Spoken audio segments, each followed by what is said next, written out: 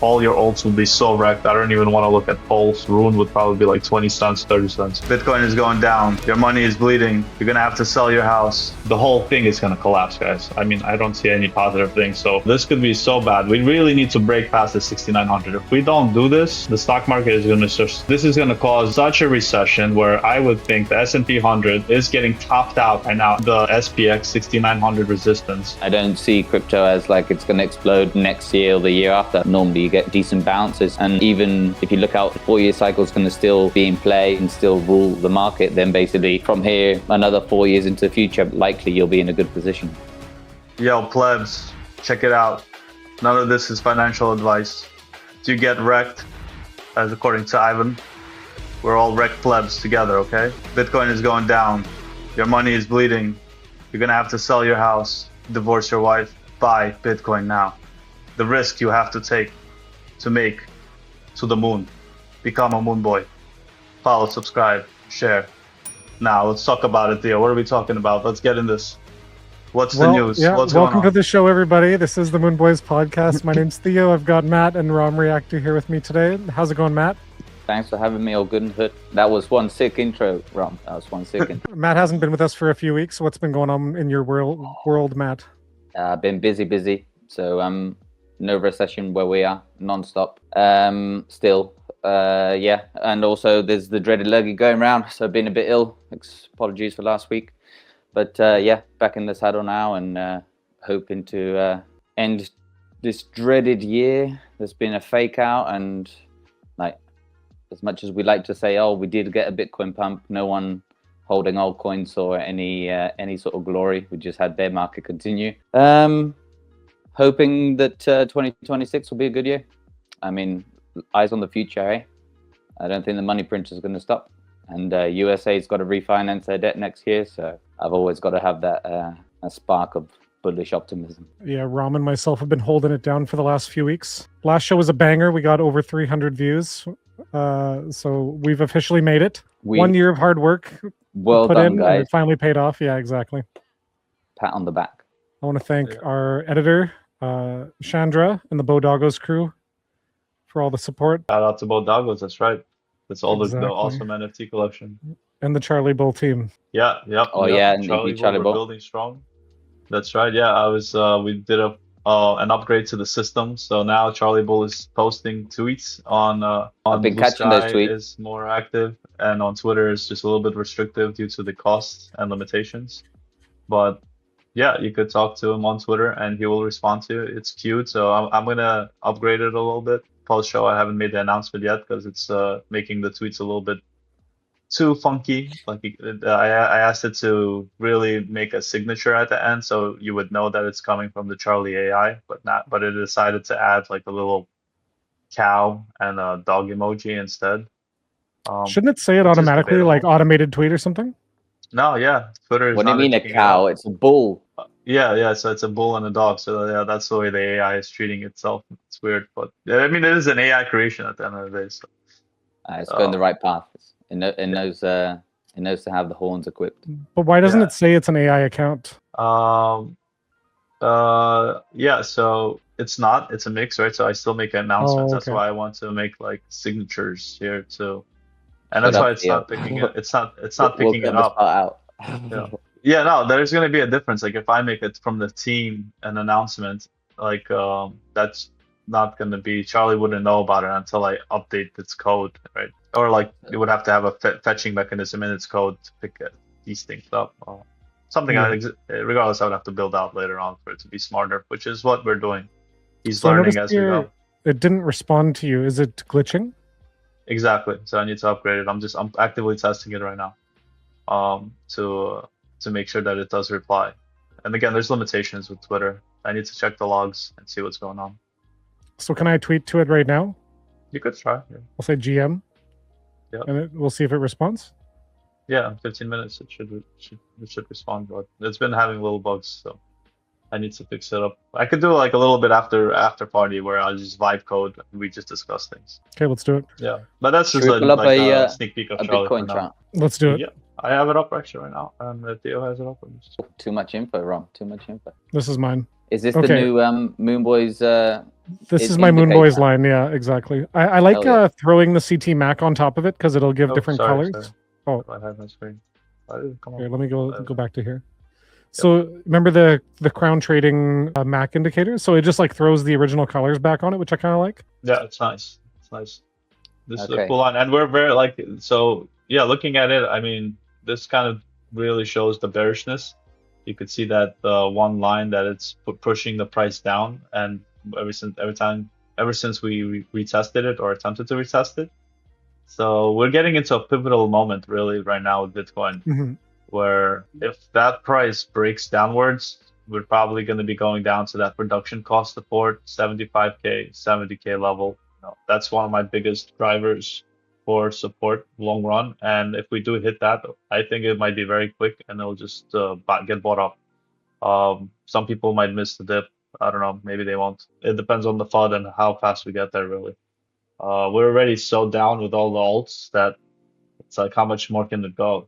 I would think if Bitcoin drops to 7K, the dominance would drop with it. Yeah, we can take a look at BTC dominance as well. But yeah, just going back to Bitcoin. So this is the 44-day moving average. So it's getting pretty close to the price.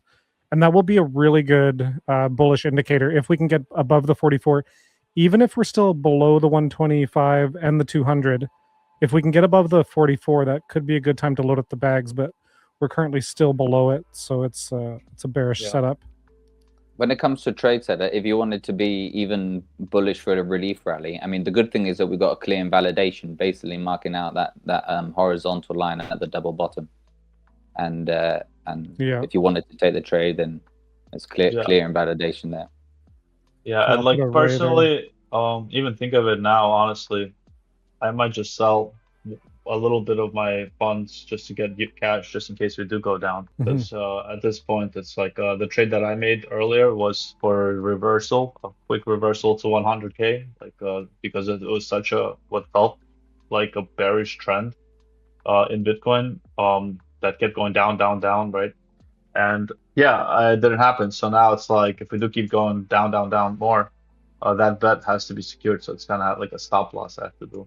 Yeah, but Matt, take a look at the PMARP. It's bounced off the center line there, and it's headed in the upward position there. And it's coming from low readings, and it's now expanding. So I mean that could be, as you say, a nice sign. I mean, you're on the daily as well, so a good thing, something that I've also been keeping my eye on, and sort of I like to move slow with these things. Since the November lows, we've been holding sideways at a pretty significant level, and if you go on the monthly, you will see that I think we're on at the 21. Yeah, I actually have a 21 EMA on the monthly. I think I can like grab the original CT Mac. Hold on 1 second. Let me share something. I think I know exactly what Matt wants to see. Okay, let's go to yours then. Yeah, you got this. It's on the monthly, Theo. So the MSI on a monthly, going back to the the ISM on the monthly going back to 1948 has been ranging through this pattern basically right here. You can even draw out a box. This is like over 100 years of history there as well. Yeah, how do you get the box rectangular? Yeah, from basically, like something like here. So yeah, basically here. You want to line at 50 basically. Yeah. So for the past 1948, we've been oscillating in this range, and we're really on the lower side of this range. Now, can we go lower? Yes, we can. Much lower? Not really. So the upside potential is way higher than the downside potential. Some of these really low ones are, I mean, this is what, the 80s. I don't know what happened there. 75, 58, and then 1949. Like we haven't really seen those in years, other than in 2008. If we do have something like that, it would happen, I think, a lot quicker, because as it happened here, they really spiked down very suddenly and very fast. We've been down in the range for a long time, and we've kind of been pumping. So the best thing we could do is probably just retest this, right? And from there up only. When we do reach the bottom, we usually spike up. But it Exactly. I doesn't mean, stay here long. the fact that we've seen a bull run at all in such dire conditions is actually, in my opinion, really bullish. But I mean, it's not something that most people would. I mean, looking at the crypto X, I mean, you would not think that is true, because it's. I mean, the sentiment is terrible. I mean, sentiment is just as bad as bear market lows, basically, which is again another good indicator that, I mean, a lot of the short-term people are out, and it's the whole market is depressed on a whole in the grand scheme of things. But if you go on the monthly there, exactly, Theo, perfect. You can see that we're holding that 21 EMA, which is usually a good sign to look for a bounce, like as a first off a first touch off there, or at least find some support for a bounce. So that's keeping me bullish. And if you put on the money line as well, Theo, if you don't mind, you'll see that we've actually.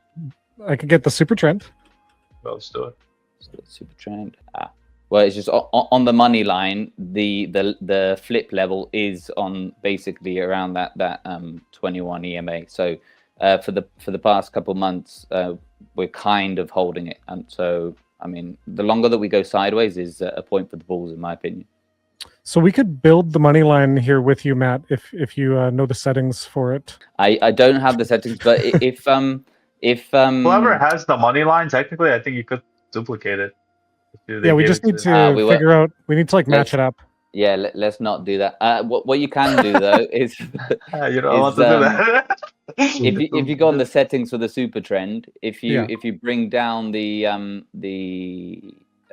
ATR length, if you bring it down shorter, bring it down to 5 or something like that. Mm-hmm.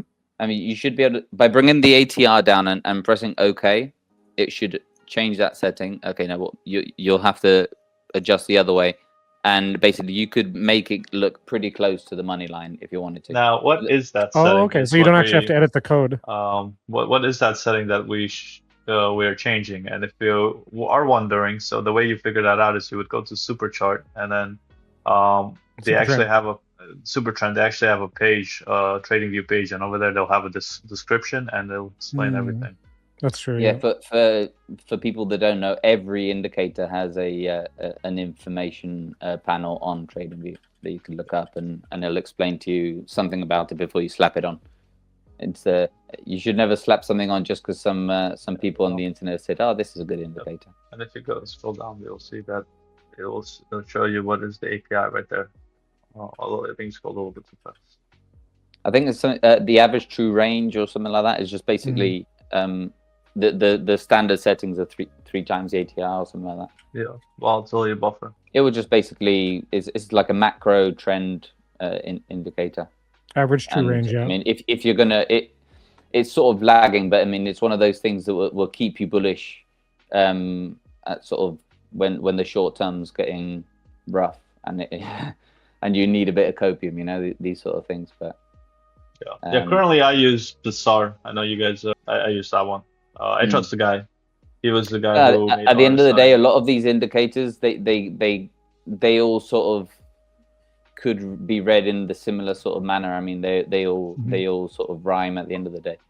Yeah, if you look at BTC, like you could see right now, due to market maker manipulation on the daily, that they've been flushing the trades. They really pushed the PSAR sideways. So what's happening with the PSAR here is if people are trading by the PSAR and solely by the PSAR, let's say over here it turned bullish, right? So you opened up a long position here, but the price is already basically 88,000, right?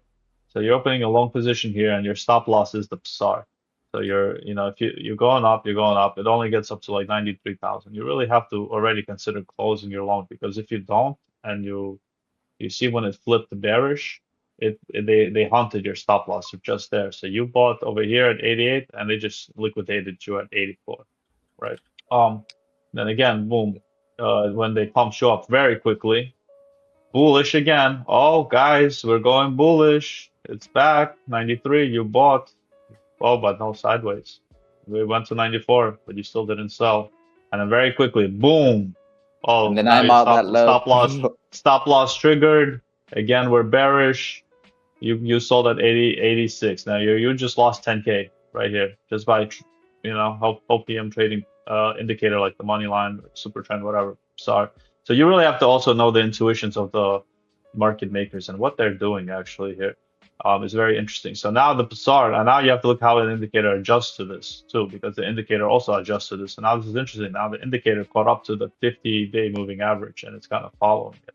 So this retest, if it ever happens, will be very crucial and critical. If this cannot hold, it will go down lower. It will be more like how it was over here, this whole down rate. Yeah, that also, in my opinion, is a good reason for waiting for closures of candles as opposed to the longer the time. So if you look at the weekly, yeah, I mean, it's way more accurate now.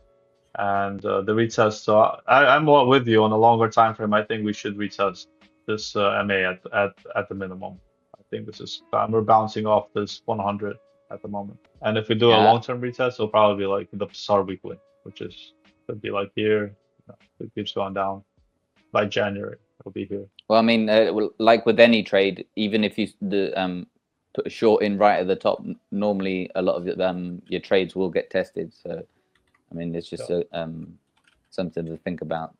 So, yeah, and we're here on I have my Fibonacci lines as well from the prior cycle, so you can see that we completely broke the 1.618, and the next level is 70K. So we're in the middle right now. We're really in this undecisive pickle. If you look at the Fibonacci, it really makes it clear that you kind of want to have cash here, because this final liquidation push to this, what looks like will be the ultimate support before they start pumping things, like you said. Yeah, you would want to have some cash here, just in case. Just in case. Even if it just goes all the way up from here, flips everything weekly, whatever you're taking. In my position around, my thought is to do this because it makes sense. If you'll just take a loss, you'll take a short haircut here, and you buy back in, right? But if we go down here, it's like a bigger drop. So you're gonna make more money by taking the cash out, and everything's really gonna get wrecked here. I mean, this is full wrecked city. Whoever's holding here probably will have the worst. All your alts will be so wrecked. I don't even want to look at Pulse. Rune would probably be like 20 cents, 30 cents, Yeah, man, let's bring it on. Yeah. I love depression prices. Yeah, this is depression prices. Yep. Zcash still hasn't really dropped. It's still fully bullish, still bouncing in between this same levels, same Fibonacci levels, which is interesting. If you compare that to Bitcoin, it's the same levels. Again, it was rejected. It pumped a little bit higher, and now it's in La La Land. Basically, will it go back up or go back down? Who knows? It's really waiting for Bitcoin to confirm. And guys, this is could be quick. It could be quick. And then come January, February, printers back on. Even if we do go to those prices, it might not go lower. I mean, for the people that sold it, also depends on like where you are, your tax jurisdiction and everything. Because I mean, in some places, even if you sold the Pico top, you need a decent drop just to be able to get your same amount of coins back in after paying the tax man. So I mean, yeah, it's always something to consider. That's why I mean, not for that solely, but I mean, I just have a really long time horizon. I don't see crypto as like it's going to explode next year or the year after. I think, I mean, we could even have like say another decade or just of craziness, because it's basically just it's adoption. It's like the internet. I mean, the amount of users and everything it's just going to keep growing exponentially. I don't see it stopping, in my opinion. So I'm happy to play the long game, and in the hard times, that's when you DCA hard. I agree with you. Yeah, but I turned off the DCA now and trying to just sit on as much cash as possible. And then when it flips bullish again, that's when I want to deploy. Essentially, like I don't want to be like buying the whole way down if it's going to keep bleeding, right? Yeah, that's the idea. Yeah, no, I mean, yeah. When Rob from Digital Asset News says it quite well, dynamic DCA. I like the sound of that.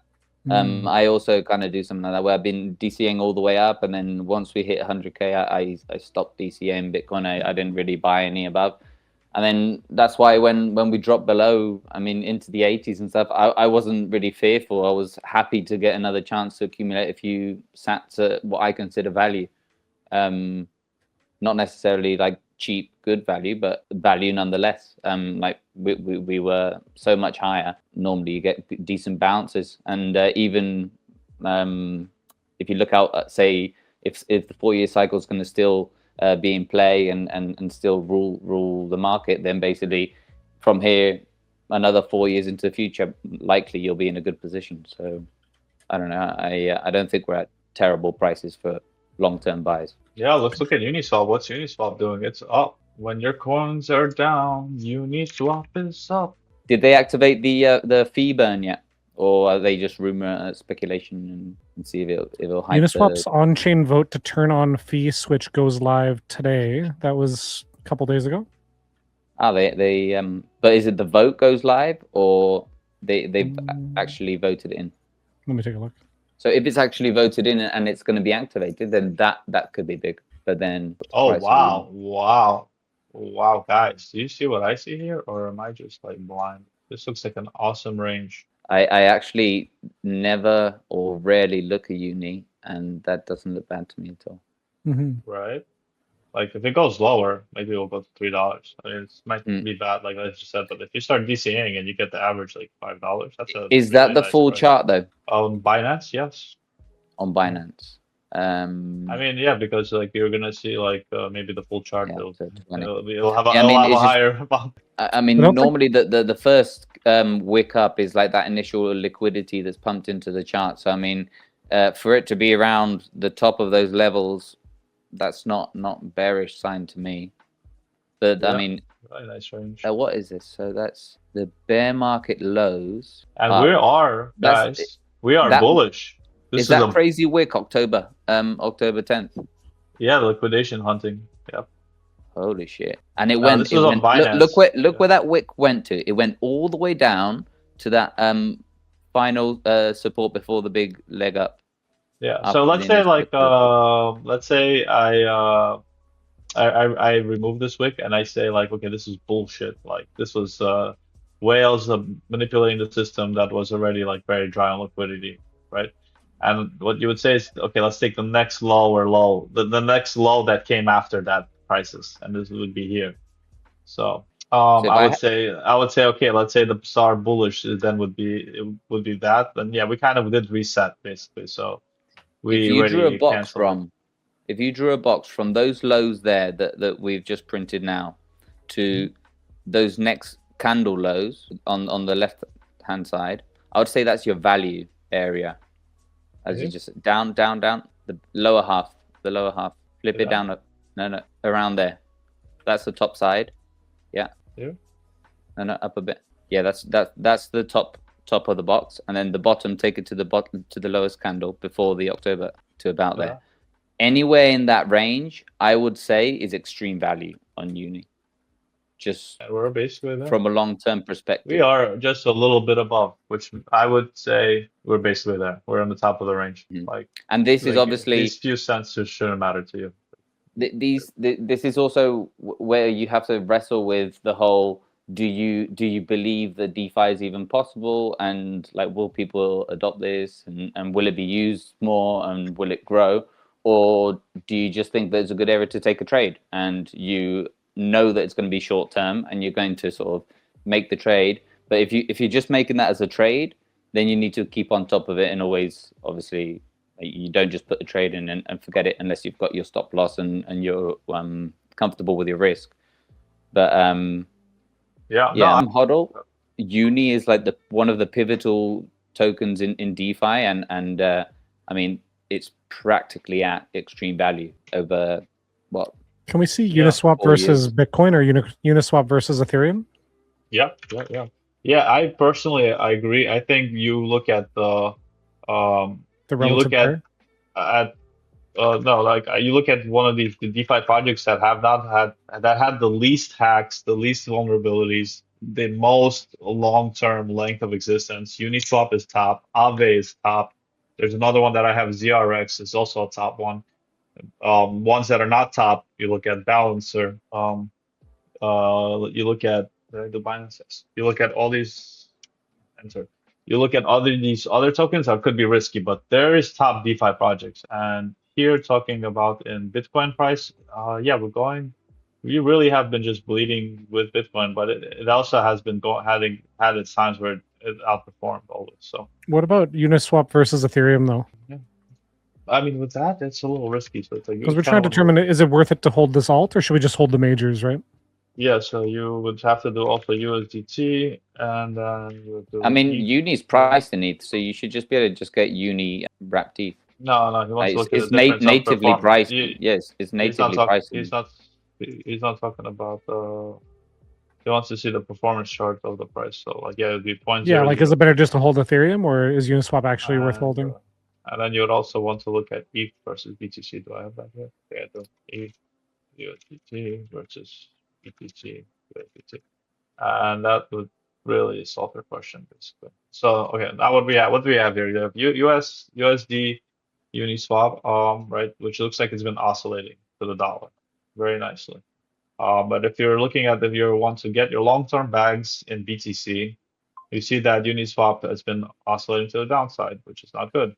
Not really oscillating. It's been downtrend, but it does rise. So like at the moment, it looks like it's rising versus BTC, which is good. But then again, like you reach like a level where, like here, for example, you would have to already take your profit because it's going downtrend, right? So you could draw a line here that shows that.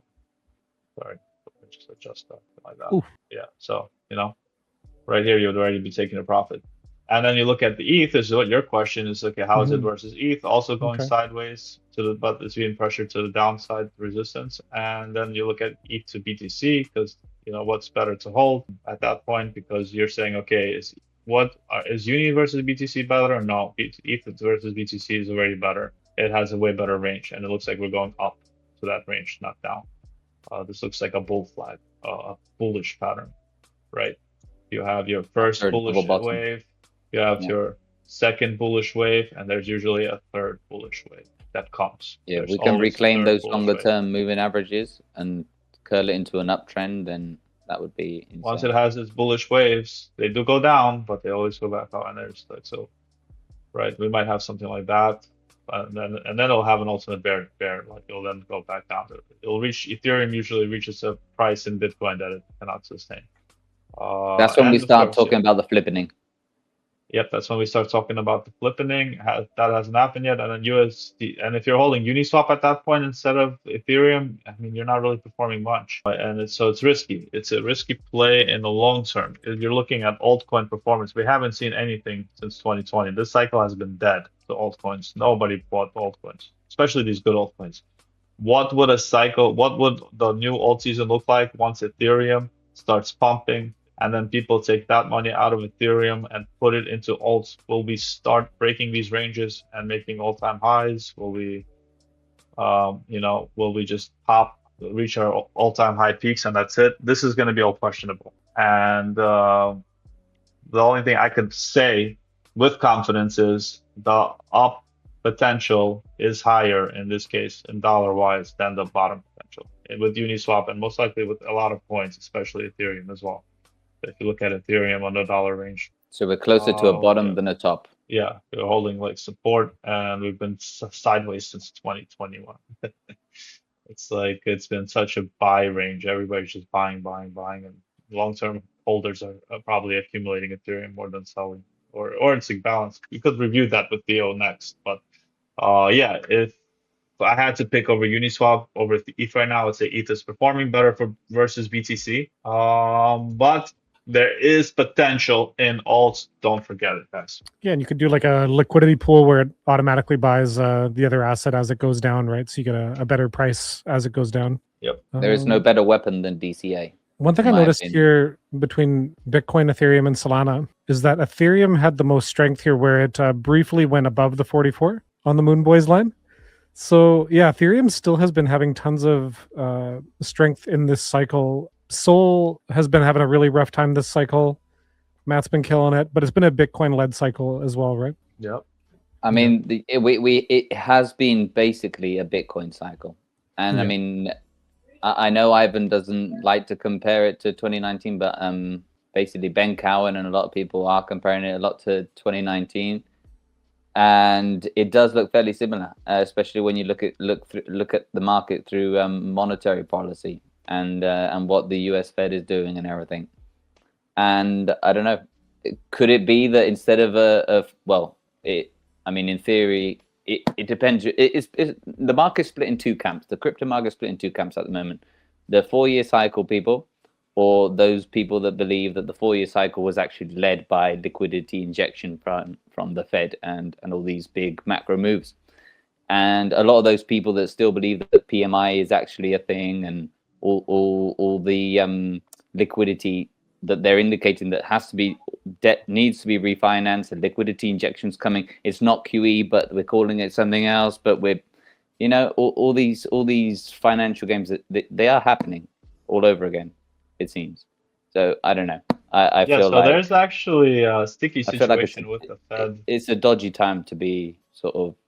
So I have two charts that really show the macro from my personal view. I have so far my track record with stocks this cycle and commodities has been way better with crypto, and I think I know why. I am a retail investor. I'm a pleb. It is what it is. We are all plebs. I cannot deny it. I must accept who I am so that I can trade better. That's the way it works. And looking at my pleb statistics. My pleb statistics over here, we have the FOMC predictions this January, and you look at the projection material, they're kind of saying, guys, hey, we're only cutting rate once next year. That's it. Only one. And then the year after that, we're only cutting it one more time, just once. So what is this all bullish? So Ivan is saying, hey, they're gonna get this new Fed chair. He's gonna reverse all of these other 12 guys that are currently in there. Maybe one guy is gonna convince all these guys to like lower this like mad lads to zero, like what Trump wants. Guys, push it to zero next year. Not I don't think that's happening. Big reason why I don't think that's happening is there's what's going on with the markets on the yield side is very bad. What the 10-year minus the 3 months is going to an all-time high. Now, if you look at this on a monthly chart, long term, it's been oscillating in this downturn range. It's been negative. It's been inverted. What does that mean? It means that the short-term bonds were giving you a higher yield than the long-term. It makes no sense. Why you were getting free money? You would go to the bank, they would give you free money basically because your risk reward for giving money for short term was higher. That means you would not invest into crypto, you would not invest in alts, you wouldn't need to do that. You just keep putting your thing into 3 months treasuries every 3 months, and you would make a way better, safer return from the government. And that caused a lot of money printing. So already been a lot of money printing just from this alone, and it's peaking. So then it went back to normal. Like, okay, now long-term rates are finally giving a little bit better. But what ends up happening is eventually it goes to normal too much. It's going to get pushed to 1, and that's what they're doing now. Is they're lowering the interest rates. If Trump wants to lower it right away, we're going to spike to 1.5 because the long-term rates, they adjust slowly to being reduced, and right now they're also kind of like looking very bullish, like they're been in a bull flag. I mean, if this starts spiking up, and at the same time this starts spiking up, and they're not cutting rates at all, and Trump is like thinking they're going to refinance the debt at 5% interest, the whole thing is going to collapse, guys. I mean, I don't see any positive things. So this is going to cause such a recession where I would think the S&P 100 is getting topped out right now at the SPX 6900 resistance. So this could be so bad. We really need to break past the 6900. If we don't do this, the stock market is going to just, and this reaches that 1%, guys, remember the 1% is where I get the fuck out. I'm not looking back until a significant crash happens, like in the ISM, as I discussed earlier. So we still have room before we get to this alert level, but shit, the Fed is not playing any games, guys. They're right now holding the line. Polymarket has Fed rate cuts in 2026, where we have 3 or 2 is leading, but 1 is only at a 10%. So are you saying 1 is a lock here? We should just buy yes on 1 base point cut? No, these projections change. These projections change every what is it, like every 2 months. They have projections every 2 or 3 months. So, but like the dot plot. Yeah, but they don't change by much. So see, like this was September, they didn't change it. They still had the same projections. It really only changed, I think, in June, where they were over here. Yeah, they were like way more bearish, but then they lowered it all by a little bit. So they planned this. Projections might change, and that's where right away you'll see like the price get reflected in the stock market. And the last projection was this, so that's why you're seeing bearishness. Got it. What are jobs doing? Because they did they say that they were going to release the missing jobs data later on? They said they were going to do it next year. Then they released some of it. What's the unemployment index? I forgot. I think it's like UBS unemployment. I think it's like the Chicago something employment index. That labor market indicator. No, they don't have a ticker. So, Louisiana, yeah, St. Louis. There we go. There we go. This is since 1992. We're on the bottom-ish part, going down. Is that in Chicago? What's that? No, this is just the Chicago Federal That's a school, Reserve. is it? Okay. No, yeah, this is just the branch that does this research, but it's the unemployment rate. Or actually, hold on, is it? Oh my God, my bad. You might be right.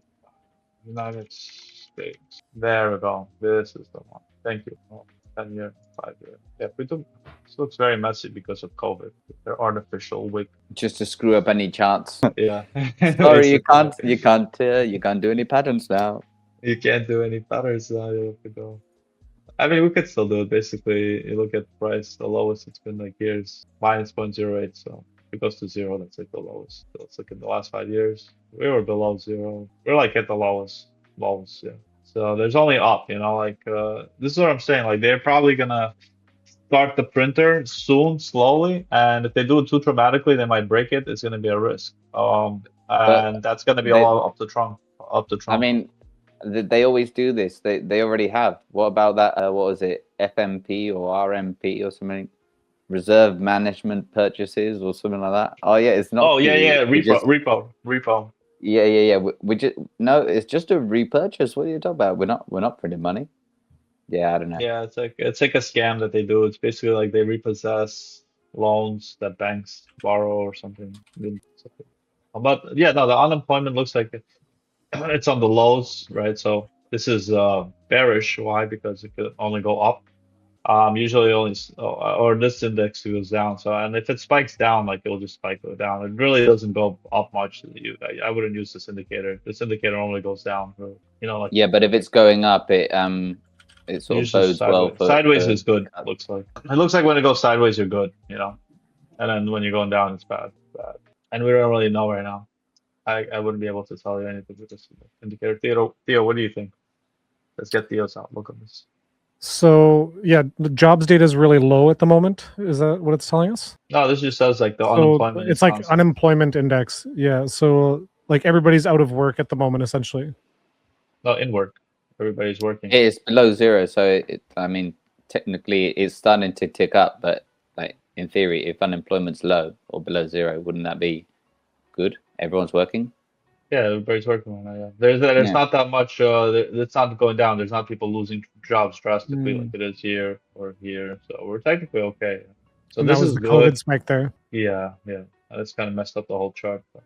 How does this relate to like the PMI index, Matt? You've talked about that several times. Well, I mean, the PMI is just one of many macro indicators that will move with the cycle, like the flow of money of basically. As businesses start to pick up and people start to have money and spend more, businesses pick up, pay more for their staff, start ordering more, and it's that flywheel in the economy that we talk about. And I mean, in the past, money printing they never really did so much of, and it was just seen as they used it as a way to sort of keep the flywheel going. And although in the past they've seemed to have tried to use it to try and start the flywheel going again, but they've just not been succeeding. And that's what to me the PMI is indicated, because it's been below 50 being sort of like what you would above 50 being sort of expansion, where you've got more orders coming in from the month previous, so like an indicator of better signs to come. Like the next, if you've got more orders coming in theory you should be making more money, being able to pay more, you're greasing up the economy more, and more households and different sectors of the economy doing this. It just adds to the system. That's how we work. And basically, now what they seem to be trying to do is inject that liquidity, but it seems quite targeted. But we won't know till they actually do what they want. Yeah, because Trump is sending out checks next year, right? Yeah, I mean, see, we don't know. All of these things have been announcements of announcements, or oh yeah, today me and like Xi have decided this. Like we're all friends, and then oh shit, 100% tariff on China, and yeah, it's I don't know if you want to think Venezuela. that it's all natural, then yeah, cool. I think something's sort of brewing in the background, personally. Yeah, I can't find this article I wanted to share with you guys where I'll find it later. It was basically Charles Schwab sent me like a monthly newsletter, and they had the top macro indicators. PMI was on there. They had the St. Louis one that we just looked at, and a couple more. But yeah, those are all like kind of lagging indicators from my experience. And lagging, like if you want something really quick, was the one that I was showing you guys, was the 10-year minus 3 months is the quick one. Once that reaches 1, usually in I'll show you guys the long-term chart for this. You just have to type in right here 10-year minus. So sorry to 3 months. interject there, Rom, but the beauty of them being lagging and that means that when because they oscillate, they oscillate from bad to good pretty much. You are able to see when there's in effect like what you would consider like a mean reversion play coming. When but it would be laggy, down, like you wouldn't know. Like, yeah.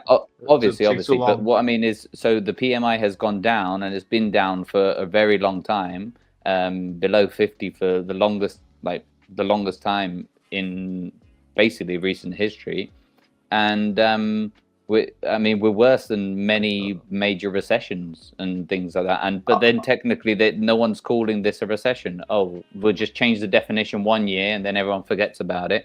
I mean, a pretty long time.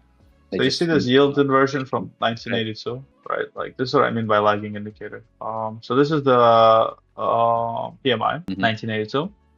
So in 1982, it was all the way on the bottom, right? But over here, we were already deep into the recession. So there was a reason why it was on the bottom, and it was only getting worse. The recession was getting worse. And it wasn't until we started reverting from this inversion back to normalcy, kind of. They were still pretty high. Like, so if you look at the recession only lasted until 1982. These indicators really will mess around with you. And here it was until 1982. So yeah, and then we went fully to overdrive. You would have to think like, guys, holy shit, like 1983. Exactly. So we were fully in overdrive, like here, I guess. So, and then it did drop. So you could see that it did drop. The recession stopped. Something happened. Money printing, probably, I would assume. But there was a lag. It was like a lag of 6 months. So you have to kind of use all of these charts in the mix. And the next recession was here, 1990. So again, kind of the same position where we are now, and then it really dropped, right? So it looked like it was going up. It looked exactly like it was going up. Very bullish. Nope. Full recession lasted until 1991. So 1991, basically, we're going back up. Okay, we're out of the recession. We're money. But here you got bulled. This was what's called the bull trap. Sorry. And it's again the lagging indicator, right? So it completely missed this. Yeah, the only difference from those two scenarios that I can see is the time factor. So if you have a look at that first one that you showed, it's rip the band-aid off quickly. Yeah, you can't see it because there was no history here. Like yeah. It's like it was earlier. But let's look at the one that's over here, for example. It happened in 2001 was the next recession declared. That was 2001. Yeah, so it was already kind of going down, and we were on the bottom. So you would think like, hey, 2001, we're gonna make more money. You buy the lows with the ISM, but over here, on the other hand, it's telling you like, yo, you should get out. Do not buy the lows. So here, this has made more sense because you would buy a recession. You would be all the way until 2001 November, end of the year. You're kind of like you bought, you lost money unless you hold. If you hold, you're good always, which is amazing. You say you lost money. It's a lagging indicator. Yeah, but you say you lost money. You're at the moment you're looking at the indicator, and if you have a look at where those lows are on a chart, they are many times well above each other. They step up. So it's an up only chart. It's all money printing. since 1973, since America went off the gold standard. Yeah, so here, like you see, like from the 2001, like if this, what I'm trying to say is basically over here, it looks like the ISM was on the lows and it was picking up. It looks bullish, but then there was a massive drop and there was a recession that happens afterwards. There's like a shock that occurs, bullish narrative. People think it's back to normal, and then there's a recession. And in the stock market, you see every time this happens, this line right here. If you look at the S&P 500, it drops anywhere from 50 to like 20%. This one was 50% for sure. This is 2008, and we could look at that. It happened in February 2008. The indicator said sell, get out. But what did the ISM tell you? February 2008. If it's Right above 50, and it was above 50. it's look to sell. Oh, sorry. It was below 50. It was a little bit below 50. It was right here. It was at 50. It was telling you. It was at 50 basically. And you're saying that it was telling you to sell too? No, so 50 is basically let's call it a control point, where it's a happy medium, where it indicates times as sort of not necessarily good, but not necessarily terrible. Makes sense. Okay, yeah. So and then so mania so the 10-year told you to get out. All mania phases above 54, I think, between 52 and 56, pretty much, is your range you want to be in. If you see PMI below 50, then basically you're in a depressed period. Yeah, so what happened here was, like, again, a nice little lag. Like it told us February 28th that we're in an indecisive area. This told you to get out. The yields are telling you to get out, right? The yields are above that 1% level that I said. They spike. Every time usually they go above, they spike. And they tell you to get out because there's a recession. Now, we haven't reached that yet, but we're getting close. And ISM will be a lagging indicator. And it looks like time and time again, if it does drop into recession territory, you wouldn't know, because we're here. We look like we're in La La Land, undecisiveness, and then there's a sharp drop. And then, of course, money printing goes back on. How quick does this happen? It could be very quick with Trump. Very, very quick. We might see something like COVID again, where the stock market drops. He's already insinuated with his tariff stimmy checks. I don't know how true they are, or if there even is any money there to give out, but it'd be interesting. Just interesting to see how this plays out. I mean, for anyone saying that it's definitely going down, I think it's sort of a bit of a risky bet to take. But I mean, we're all different players surfing this wave, you know. So just be prepared. Exactly. I personally love this information that we're getting. You know, you want to be prepared. You don't want to. The best thing you could do as a trader is be ready for all outcomes. Be ready for a zombie apocalypse. Be ready for the moon. Be ready for in between, which could be bloody, like we've been experiencing the past 3 years with a lot of our coins. It's been sideways, like Uniswap. The top coins, top projects. But at the moment, people don't value it like that. So. And gold looks really good right now as well. Gold's about to push up against all-time high again. Yes, exactly. Buy some gold. Retail weren't wrong. At me. Yeah, retail went wrong when they were buying gold. Yeah, it looks fantastic. When I was buying gold in 2020, people were laughing at me, like, hey, I was just a little bit early, but why did I buy gold? Because I knew there was a diversification, having physical gold versus Bitcoin versus cash versus some kind of asset like real estate. Yeah, gold looks nuts. Okay, let's get into the quick hitters here. So Bitcoin's currently at 88.4K.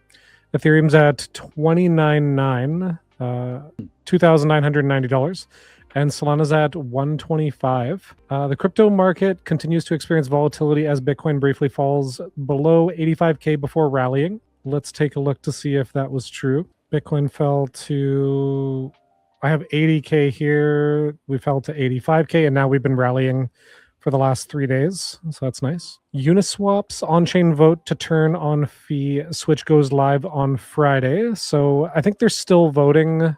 Actually, the vote is not closed for Uniswap yet, but I do have some updated information about the Uniswap vote. So this is like 2 hours ago. Uni community's showing up huge for unification, 46.7 million votes for and counting.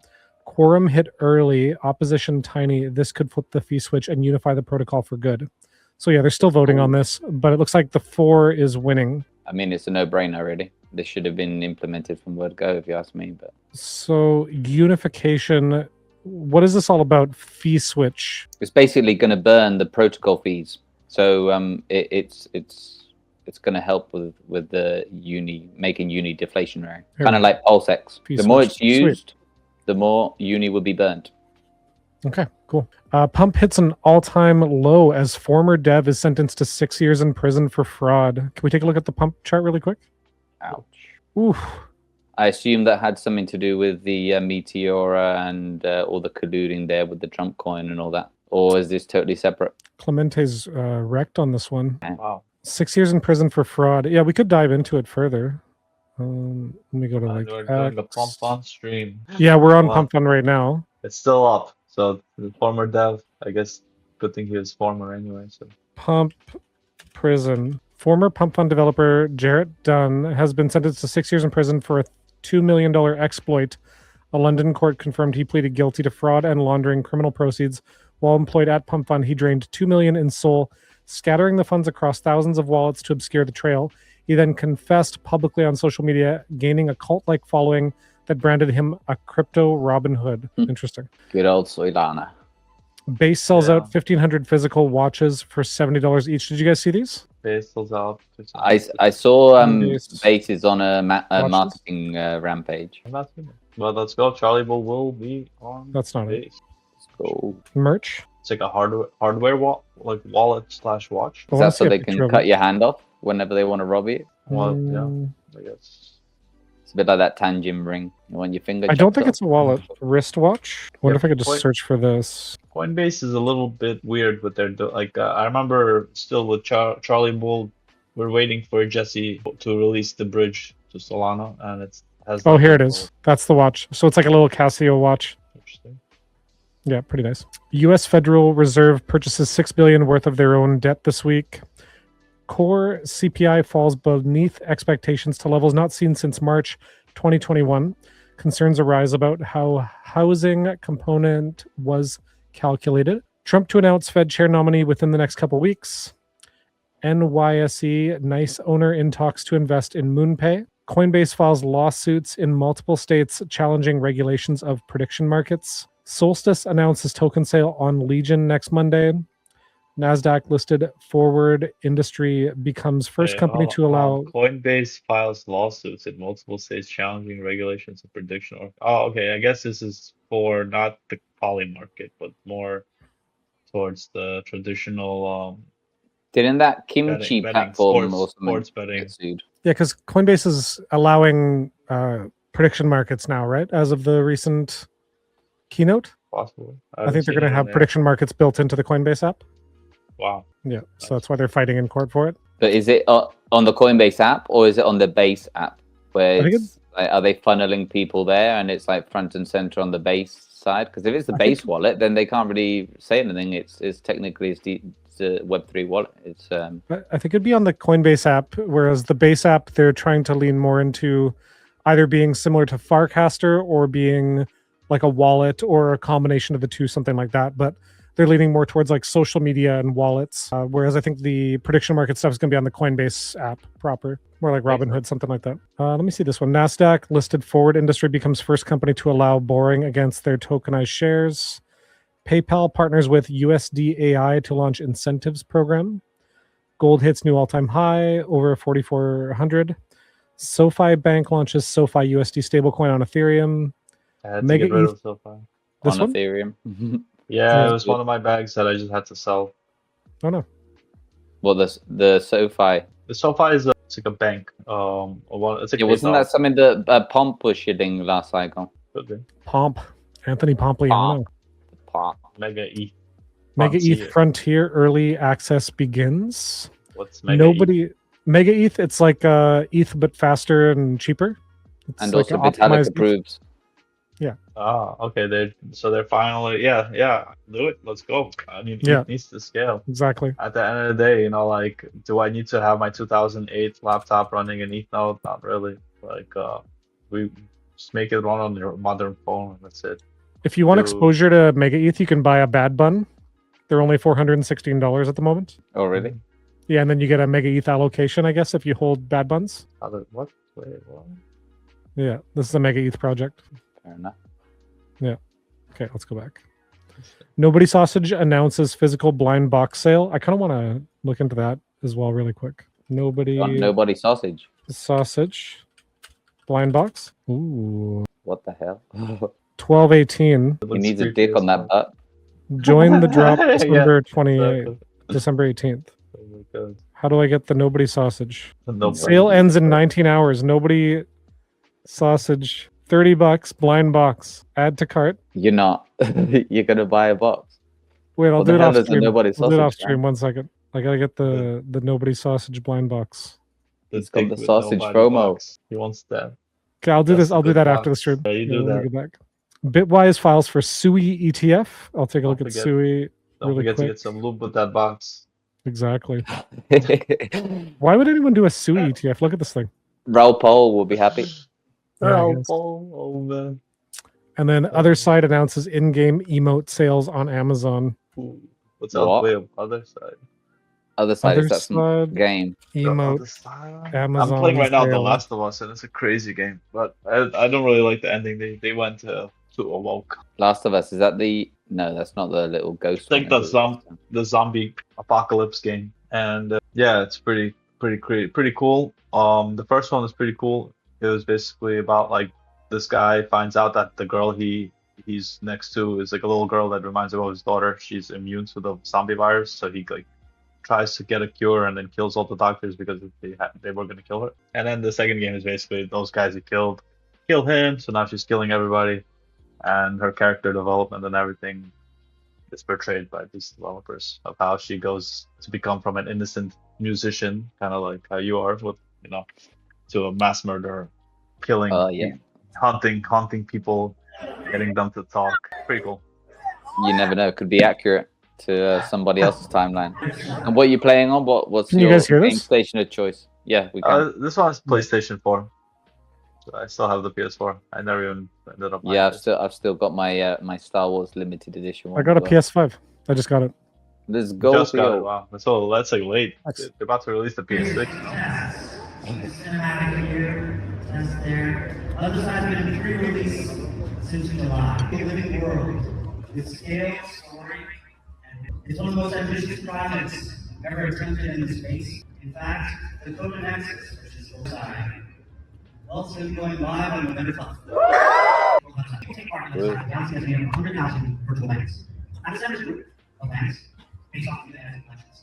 Well, I'll have to dive into other side. Looks like it's Bored Ape Yacht Club, right? More Yeah. utility for those NFTs that cost an arm. I'll dive into that after the Several. show, after I buy my Nobody Sausage blind box. Okay, That's cool. a good Do you box. guys have any final thoughts before we wrap? It's 3 o'clock already. Yeah, we did like basically an hour. That was a good show. Yeah, I think I'm pretty good. We discussed a lot. Definitely we're excited for those clips, for those YouTube clips, and don't forget to send me the collaboration. Got to put this up on my channel. I love that feature now. It's really cool. Yeah, Matt, don't if forget you, to if like you have and a YouTube subscribe. channel, join us. Is this one of the last shows of the year as well? We never really addressed that. I think we have one more, the 28th. We do this show every Sunday at 12:35 p.m. Central Standard Time. Well, the 28th is Matt's birthday, so that's maybe a bit complicated. We have a Oh, birthday it's show your next birthday. week. Wow. Maybe Nice. dead. Oh Again. shit. Oh maybe. Yeah, Oh, don't get too hungover. No, we got a gig on the 27th, so yeah, I'll try my Oh, best to nice. be here. Sweet. Just that's in cool. case. That's awesome, man. Good luck. Yeah. Get healthy too. Though. Try to drink the nice lemon tea, warm honey lemon tea. Yeah, Probably that's the the one. best You've thing got for to. Various people have different tricks up their sleeves. Many people say take your paracetamol before you go to bed. It's like, yeah, that's a good one. I usually just like the nice tea, like Arabic or something, Egyptian tea, put like honey with lemon on it. Or even sometimes they have what's called jam. You get like a nice cherry jam, or like some kind of cranberry jam, and you put it inside the tea. Amazing. Us Brits love jam, so yeah, we know what jam is. Oh yeah, so that's like the best way right there. That's When you're the one, cold, that's I'll just drink that all week, and I'll be good. So you'll be like super by 28 if you do that probably. Oh, well, I'm not that healthy. I think I should Give consider it a that. try. a bit Give it a more. try. Yeah. Maybe I won't be so shit afterwards. Never know. Got to send me the recipe. It's just a regular tea, and you just put some jam in there, whatever, whichever jam you like. Jam, Nutella, just Or just put like in the morning. That's what the Italians love to do. They put it on the bread and just drink the tea that way. I like as an Armenian, for some reason I like to do it because it gives the tea some flavor. And if you get I think it's cranberry. It's called in Russian. It's like the red one, red jam. I forgot what berry that is. As a Brit, the craziest I get with my tea is, do I want PG tips or Thai food? You know? I think it's this one right here. No, but yeah, it's like one of these. There you go. Berry, maybe red berry jam. This one, I think. You put that in. Nice. This is the one. You put that in the tea, like 2 scoops. You're good. You do that for a whole That week. one to go. Golden. Rom's got a sweet tooth for sure. I've never thought of putting jam in my tea. That's interesting. No, I've never put jam in my tea either. No. Give But I'll it a try. give it a go. In honor Replace the for sugar you, there. Rom. Yeah, you don't need sugar after that. Nope. Yeah. That'll do it Cool. for the show. Thanks so much for joining, everybody. We'll see you next week. We do the show every Sunday, 12:35 p.m. Central Standard Time. Don't forget to like, comment, and subscribe. We'll see you on the next one. Goodbye. Peace. Thanks for having me.